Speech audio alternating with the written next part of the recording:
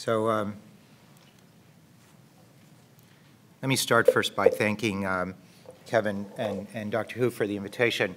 And I just want to address you first to how fortunate you are to have a place like MD Anderson here in town to take care of your melanoma, and what an outstanding team of melanoma doctors that you have available to you here. I mean, it's really, you've already pre-selected for intelligence in some degree by coming here.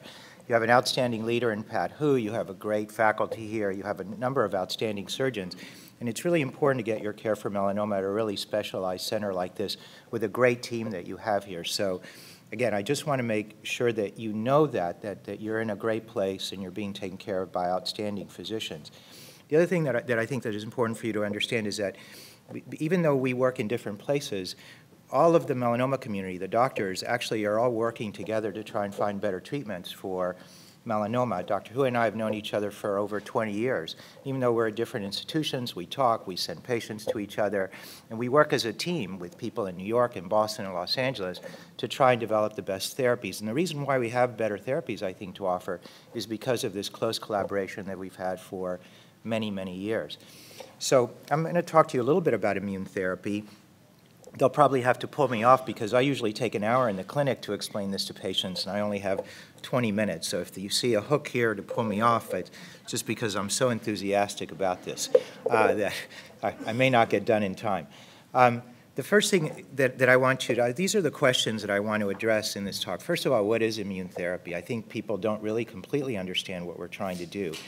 What kinds of immune therapy can be used to treat advanced melanoma? And when I say advanced melanoma, I mean cancer that your melanoma, and hopefully not yours, but melanoma that has spread beyond the primary where it started. Those cells have gotten into the bloodstream and gone to other parts of the body and have started growing in the lungs or the liver or the brain and other places. That's what we really mean when we say advanced melanoma. I want to talk to you a little bit about the really great advances that we've made in the past few years with immune therapy for the treatment of melanoma, and we're really excited about this. And most of us, including Dr. Hu and myself, really believe that this will be the way to cure melanoma in the future. I want to talk to you a little bit about the advantages and disadvantages of immune therapy compared to, for example, the treatments that Dr. Kim spoke to you about, the targeted therapies. They're both useful, but there are advantages and disadvantages, and it's important for you to understand what those are.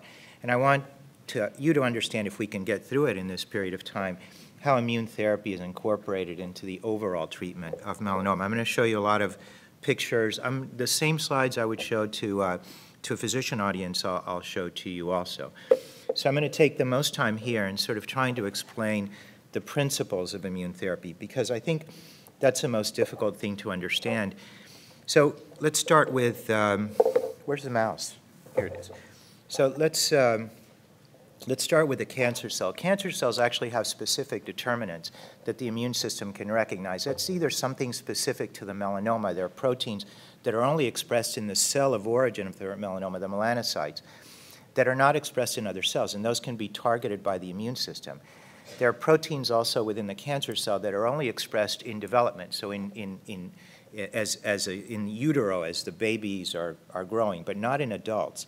And there are also proteins that are abnormal, that are mutated, that are different from normal proteins, and the immune system can recognize those very specifically. And as cancer cells die, because when cancer is growing, cancer cells grow and die. So as they die, the immune system takes them up in these very special antigen-presenting cells.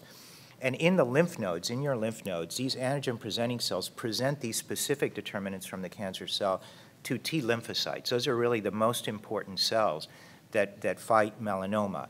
And those lymphocytes are activated, and specific lymphocytes that attack melanoma are activated, and they go back to the tumor, and in the tumor they can either kill the tumor cell directly, or they can secrete substances, they can make hormones that bring in other immune fighter cells into the tumor to get rid of the cancer. And this is a very powerful way to attack cancer.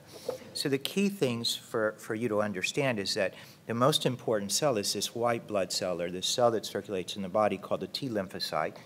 And it's important to understand that the body can generate T lymphocytes, T cells, that have many different kinds of receptors, or the things that it uses to recognize a melanoma. But it has enormous diversity, so it can recognize lots and lots of different kinds of antigens. It's also very important to understand that T cells have on and off switches. So whenever your immune system gets turned on, it has to be turned off. Like when you have a virus infection, if you get a cold, if your immune system stays on, you get sick. So the immune system turns on and it turns off. And we've learned what those signals are, and we've learned that one of the important things in treating cancer is that these off switches come on and they don't allow the immune system to work enough to get rid of your cancer. And that T cell, those lymphocytes, are constantly being exposed to these on and off signals. Now finally, there are good and bad T cells. So there are good T cells. There are cells that actually can destroy your cancer. But there are also bad T cells that actually block the function of the good T cells from attacking your cancer. And we're trying to learn how to get rid of those bad T cells so only the good T cells can work in your body. And finally, and this is also important, is that many people with cancer, particularly melanoma, by the time they come to the doctor, by the time you come to see us, your immune system has already recognized your melanoma. So you have those cells in your body. And the problem isn't that they aren't there or they're not turned on. The problem is that they're being turned off. So what we're doing now is we're generating therapies that block those off signals. They're called checkpoints. Those off signals are called checkpoints. And we think that they're so important. As a matter of fact, I don't know if any of you know this, but Dr. Pat Hu is a very accomplished physician. And in his free time, he plays in a band, and these checkpoints are so important that the band is called the checkpoints. So, so that's how important this is. And this is an example of how this works. These are the antigen-presenting cells here. And you can see here that when the tumor is taken up by this cell, it actually presents this antigen through here, through this T cell receptor. This is like a lock and key mechanism to the T cell. And there's all these other signals here that either turn off or turn on the T cell. And what we're really trying to do is either try and turn on the T cell or, more importantly, block the signals that turn off the T cell. And this is at the level of activation, but then these T cells have to go to tumor, and when they recognize a tumor, they're also faced with on and off signals. And what we're trying to do is within the tumor, we're trying to turn off the off signal. It's a little almost like taking your foot off the brake so that the immune system, which is already activated, can go ahead and destroy the cancer. And we'll talk about a couple of these. One of them is called anti-CTLA-4, which was actually discovered by a person who's here in MD Anderson, Jim Allison. And the other one is called PD-1 or PD-Ligand-1, and we'll talk a little bit about that later. There are also these cytokines, these hormones that the immune system uses to activate T cells. And that's another way to sort of turn on these T cells to attack the tumor. So these are the kinds of immune therapies that can be used to treat advanced melanoma. Cancer vaccines, which is sort of a way of taking the cancer, or things that are expressed by the cancer, and getting the immune system to recognize it. These are not as important in melanoma because a lot of people with melanoma already have those cells there, so you don't need to train them to recognize the immune system. Cytokines like interleukin-2, which are these hormones that activate the T cells. This is a therapy that's been around for many, many years and actually produces cures in about 5% of patients. Then there are antibodies, these antibodies which we can use to either bind directly to the tumor and kill the tumor cell, or we can use them to trigger the on or block the off switches on those T lymphocytes, and I'll talk a little bit about that. And then later on, you're going to hear a little bit about actually taking those T cells outside of the body and changing them in a way that either expands them so you can give them back to the patient, or you can actually change the T lymphocytes to add to them a receptor that recognizes tumor. And Dr. Hu will talk a little bit about that and all the promising results that we're seeing with adoptive cell therapy. By the way, adoptive cell therapy, this ability of taking out lymphocytes and giving it back to patients, can only be done at a few institutions in the country. And MD Anderson is one of the few institutions that can actually give this kind of therapy. So let me give you an example, and I only have about 15 minutes of how what interleukin-2 does. This is an example of a patient we treated at Yale, and these are x-rays, and all these little dots here are tumors, melanoma tumors in the liver. And you can see here that after a round of IL-2, all the tumors are almost gone. They eventually went away. And what's very typical for immune therapy is that this patient had other areas of tumor, one in the lung and one in the buttocks, and those did not go away with interleukin-2, and we took those out. We did surgery, as Dr. Wargo told you, and this was back in 2005. Actually, we took out the additional tumors in 2007. And this person has never had a relapse over all those years. And we think he's cured of his melanoma because he received the interleukin-2. The interleukin-2 wasn't enough. He needed a little additional surgery, but clearly the interleukin-2 wiped out most of his tumor. And this is the real promise of immune therapy, is that we can actually convert patients to complete responders, and they can live a very long time without any of their cancer and without having to give them additional treatment. And this is a survival curve, and this is just to show you that if you get a complete response to interleukin-2, look at these months. These people are out 10, 12, almost 15, some of them are now 15 years after getting interleukin-2, and their tumors have not recurred. And this is what gave us the encouragement to study additional immune therapies for cancer. So one of the drugs that was developed in the early 2000s is this drug that blocks CTLA-4. Now, this is the way it works. The T cell here is activated through these molecules here, but when the T cell is activated, it brings this molecule called CTLA-4 to the surface.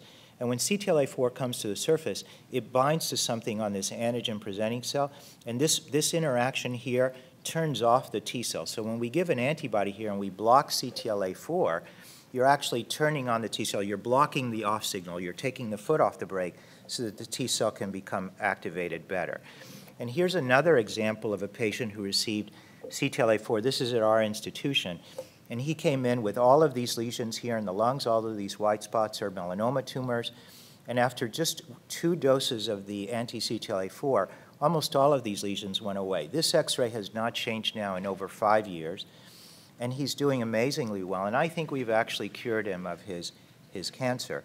And not only did we get rid of the tumors in his lungs, but these are examples here of 2 little lesions that are in the brain. And what's amazing about anti-CTLA-4 is that if you have very small brain lesions, which many patients with melanoma have, anti-CTLA-4 and some of those patients can get rid of those brain lesions also. So this is an amazing treatment for melanoma. The problem is that it doesn't work in everybody. It works in around 20% of patients. And you can tell here by looking at survival curves, and I don't want to bore you with survival curves, but that in a year, about 20% more patients are alive because they receive this drug. What's really remarkable is if you look out here, this is called the tail of the curve. You can see that patients have had responses, and they continue to have, if you're alive at 3 or 4 years and you've had a response to this drug, you're probably going to be alive at 6 and 7 or 8 years because of this drug, because the tumors don't come back.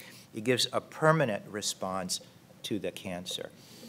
What's another very unusual feature of this drug is that with immune therapies, they're not like targeted therapies. Things don't just shrink right away. Sometimes they grow first and then they shrink. And this is an example of a patient who was treated by one of our colleagues in New York, Dr. Wolchuk. This is when he started the anti-CTLA-4, and after 4 doses, they didn't know whether he was getting drug or a placebo at the time. They had all these new liver tumors, and they were very concerned about him, except the patient came in and said, I feel much better. I really feel much better. And so they decided to wait, and when they looked again about 6 or 8 weeks later, all the tumors in the liver started to go away. So an important point of this is that if you are to receive immune therapy, you can't be discouraged by the things that happen in the first 6 or 8 or 10 or 12 weeks, because sometimes things grow and they start to shrink. It takes a while for the immune system to get going. And this is one of the distinguishing features, again, between a targeted therapy. If you need tumors to shrink right away, sometimes it's better to get the targeted therapy first. But if there's time, the immune therapy may give you a more durable remission than the targeted therapy. So one thing that I want to point out with these therapies, all these immune therapies, is that because we're activating the immune system in a very nonspecific way, you can get side effects that are related to your immune system attacking your normal tissues. So you can get diarrhea, and you can get rash, and you can get inflammation of the liver. You can even get effects on your endocrine glands. But the thing to remember is that we know how to control these side effects, and after some period of time, these side effects go away, and usually left with no residual side effects. You're not going to lose your hair, and it's not going to do any permanent damage to your normal tissues. Now, the other drug, I'm going to talk about just 2 other advances that we've made here. This is this other checkpoint called PD-1 or PD-L1. So again, remember, when this T cell gets into the tumor, it starts making hormones and other things, and it tries to attack the tumor cell. But the tumor cell fights back by bringing up to the surface this thing called PD ligand 1 or B7H1. And by the way, this was discovered by somebody that's at Yale. When this binds to the T cell, this turns off the T cell, so the T cell doesn't work very well. So what we're trying to do is we're trying to give something an antibody that blocks that interaction so that the T cell, when it's in the tumor microenvironment, can work better, make more cytokines, and actually kill the tumor. And this actually, believe it or not, works. Now, there are a number of agents in development, and I just bring this slide up because I think this is probably the hottest drug in medical oncology and the best drug we have to treat melanoma. And there are quite a number of companies that are making drugs that attack this pathway. Now, this is just data, and I don't like to show a lot of data, but this is just to show you that in the first major trial that we did of this drug, where we treated a lot of patients with melanoma, a third of patients had what we call objective responses, meaning more than half of their tumor shrank. And what's remarkable is not just that it's a third of patients that had this biological activity, but if you look at the plus signs here, this is how long the tumors lasted in weeks. And many of these responses lasted for many, many weeks, and probably half the patients have not relapsed yet. And actually, just to show that better in this curve, the median duration of response, that means that more than half the patients had those responses ongoing for more than 2 years. So a lot of these people do very well, and in fact, some people at our institution still have all of their tumor that's regressed, and if not relapsed, at 3.5 to 4 years. So this is one of the most important therapies that we have for melanoma. And what's remarkable about this agent is that it's really well tolerated. Most people don't get any side effects. About 15% will, and those that get side effects generally are very mild. They're similar to this drug called anti-CTLA-4 Ipilimumab. So it's, again, your immune system attacking your normal tissues. But it doesn't seem to be as severe, and it seems to be very responsive to the treatments that we give to turn those side effects around. Now, here's an example of how dramatic these responses can be. This is a patient with melanoma. This big thing here is a big tumor in the liver, and you can see that it shrank. This person is now 4.5 years since starting the anti-PD-1. He had very few side effects, and he's not relapsed from his cancer. And this is another slide here. All this area here is all tumor, and you can see that it shrank away. And we've done a PET scan on this patient, and the PET scan is negative, meaning that this is probably just a scar in his liver, and his cancer probably will never come back. I'm going to skip the survival data for right now. I just want to show you that there's another agent out there called Lambrolizumab, which also blocks the same target. So this is to show that more than one drug can do this.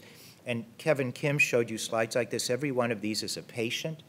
And this is the % reduction in their tumor. And you can see that most patients here had some reduction in the size of their tumor. And if you actually look at what we call objective response rates, which is more than 50% of the cancer going away, this response rate here is in the 30 to 40% range. So again, very remarkable. Now, I'm not showing you the durability data for Lambrolizumab, but it was also remarkable. Most of those patients have ongoing responses. And again, these are the kinds of responses that you can see. You see these huge lesions in the lung. All this is abnormal, doesn't belong there, completely gone. You see this huge lesion in the liver here, and you can see that it's almost gone. Here's another example of a patient that had this really tumor that's affecting the eye. You can see it. But I want to show what happened with this drug, this very remarkable drug. And I'm very happy that you had a good response to this drug, and I hope it's still ongoing. And this is another example of how important these drugs can be for the treatment of melanoma. And this is an example, not from here, but from Dana-Farber, of a patient that was treated with this drug called Vemurafenib that you just heard about. It's a targeted agent, and you can see that the tumor grew through Vemurafenib, and then they got this drug called Lambrolizumab.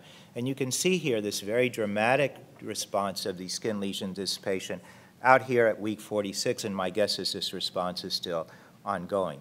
So we are very excited about this drug, this PD-1 blockade. It's one of the drugs is called Nivolumab. The other drug is called Lambrolizumab. There are drugs made by other companies, and we hope that these drugs will be approved in the near future. I just want to talk to you about one other quick thing in my last 2 or 3 minutes.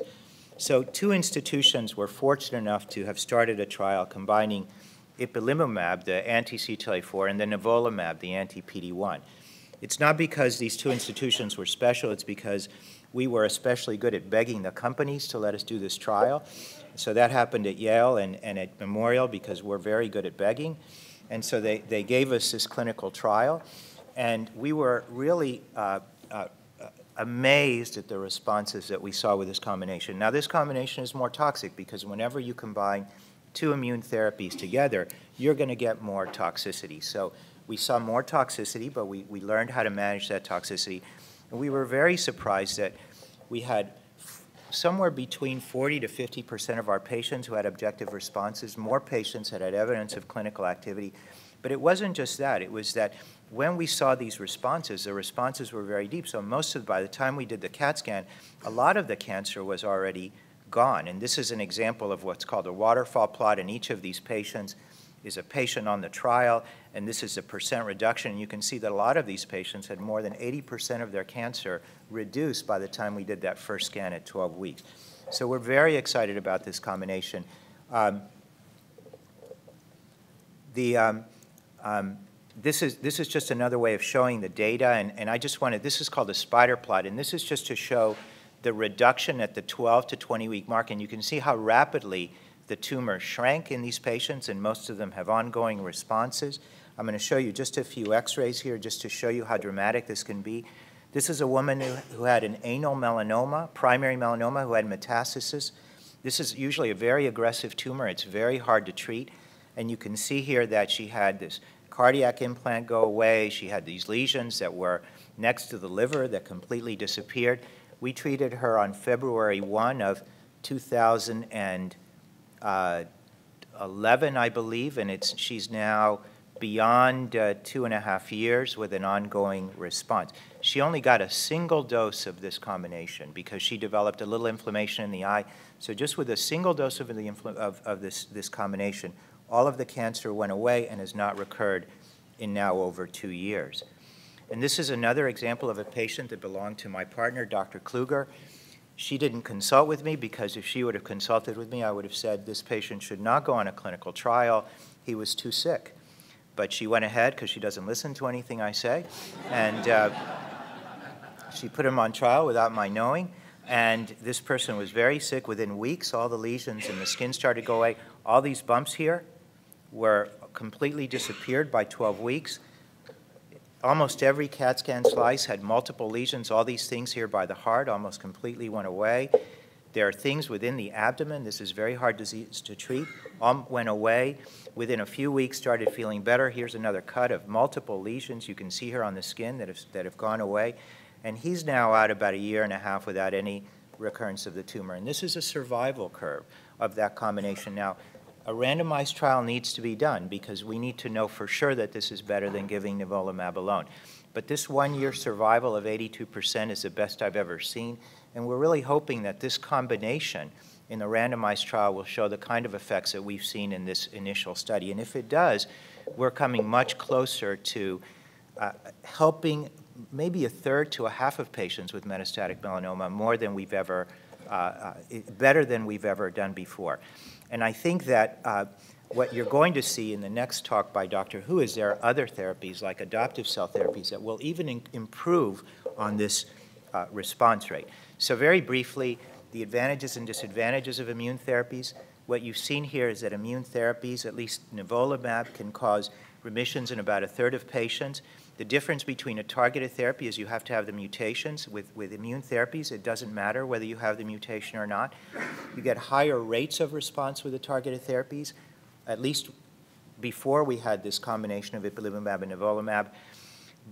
And the responses probably occur a little bit faster with targeted therapies. But when you get immune therapies, we believe that these responses will be more durable. And as we get more advanced in immune therapies, we're going to see that those responses can occur very quickly, just like the targeted therapies. And they don't need maintenance therapy. You can get your treatment, you can stop, and then you can live the rest of your life without getting any maintenance therapy. So this is how we coordinate immune therapies at our center. And I think this is also true here at MD Anderson. Because of the power of the immune therapies, we generally consider immune therapies first for all of our patients, if they're appropriate candidates. I've given you examples of when tumors are very rapidly growing and somebody's very sick, you might try targeted therapy first. But we usually try immune therapies first, and we're very excited about what Dr. Kim mentioned, which is eventually combining in the right patient the targeted therapies and the immune therapies. We think we're going to do much better in the future when we start combining these therapies, as long as they're tolerated, and we don't know that yet. So the future of immune therapies are really combinations, combining immune therapies with immune therapies, like I've just shown you, combining immune therapies with targeted therapies, as Dr. Kim mentioned. We need to figure out all the things within the tumor that block the immune system from working. PD-1 is only one. There are probably a few others that are very important, and we'll have agents for those soon. And we need to find agents or approaches that drive those T cells into the tumor, because there's a group of patients that don't have good immune responses already to their cancer. And if we figure out how to induce those responses and get them into the tumor, then we have all these other things that block those immune suppressive factors in the tumor microenvironment that will allow those T cells to function better and to destroy the cancer. So finally, I just want to acknowledge all the brilliant scientists who discovered the biology. I mean, we've made enormous advances in the clinic in the last 2 or 3 years, but the reason for that is because we have all these brilliant scientists who are discovering the biology and creating these new drugs for us to test in the clinic. You have these labs here. You have Dr. Allison, who discovered anti-CTLA-4. There are amazing things going on in the lab of Dr. Hu and others here that will help really advance these treatments. All of us, as I told you, work together to try and bring better treatments to patients, and we work, this is all around the world, not just in the US. Obviously, I need to thank the people who I work with, otherwise they wouldn't let me come home. And then it's because of people like you and your ability to come to these centers, your participation in these clinical trials, that families that support you, that will allow us to develop better treatments for patients with cancer. So with that, I want to stop, and I'll be happy to take questions later. Thank you.